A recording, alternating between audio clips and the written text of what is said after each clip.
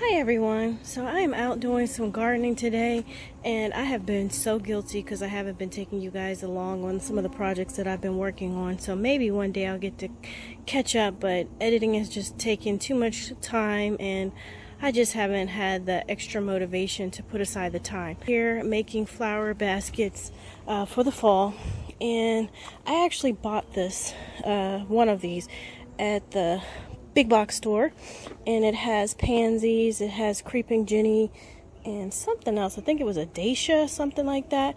And I added a little bit of ivy that I grow. Some of them are design ivy. This is like, what is this? Spearpoint ivy.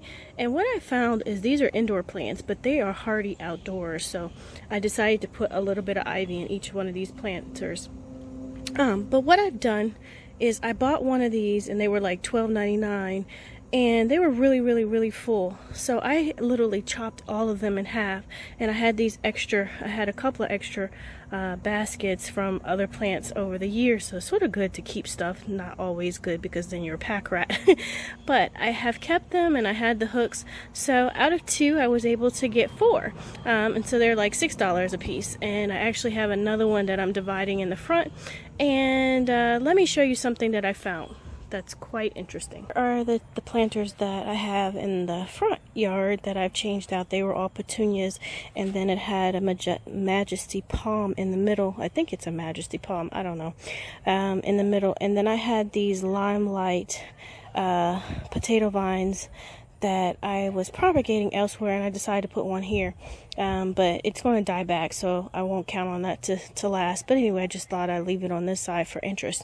But I'm working on the other planter on this side over here, and what I've done is, because of when I made these planters, I literally didn't put that much soil in them, so I decided to take out the mulch here and then take the plants and add some soil in here, and then plant the plants with the new soil, and then I'll put the mulch back in there. But while I was digging around in here, and let me see if I can dig in here with you guys and see.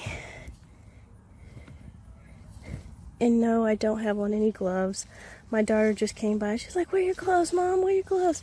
I normally wear gloves, but at this point, I've been out here and my gloves were starting to split a little bit, so I decided not to even use them. But I don't see, oh, here we go. So, I don't know if you guys can see that. This is a grub beetle larvae. So, I've been finding quite a bit in here, and I know this is quite disgusting, but from this pot alone, this is what I found. This is October, guys, early October. This is the time that these grubs will come up to find food so that they can go back further down in the soil and hibernate until the spring.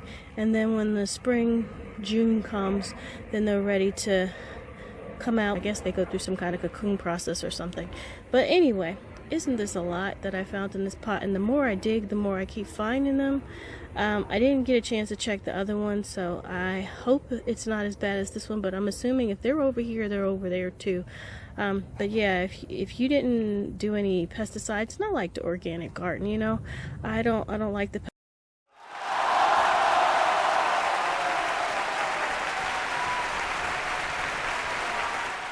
pesticide smells for myself, and I just don't like it in my yard, because if you put down some of those pesticides, you can smell them. At least I have a very keen sense of smell, and I can smell them. So anyway, this is some part of organic gardening, is you have to do a little bit of picking yourself. So before I go ahead and add the fresh soil, and by the way, I went to Walmart today, and the soil that I have is a Better Homes and Garden container soil.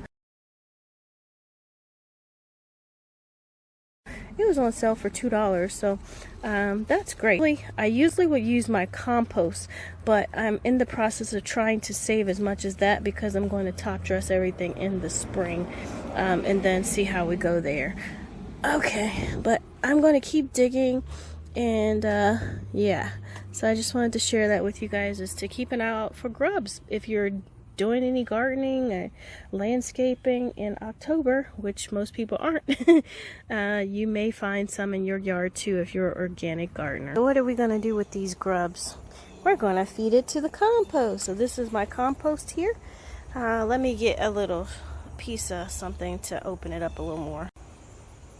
Okay, so I've sort of dug a little hole right there, and we're going to try to put them in there and see if they can eat here and help the compost if it doesn't kill them with the heat, because I've been keeping the top on it, and so the heat has been a little bit hot, at least right now. And yes, if you get fresh flowers, compost them. This part is not the grossest because I turned it, otherwise you guys would have had a really gross view, but today is not too bad. Okay, so that's pretty much it today. So the 2 lessons that I just wanted to share is, if you get any planters, be sure to get the max for your money, and you can always divide them in half, and look out for grubs. Till next time, have a great day. Bye.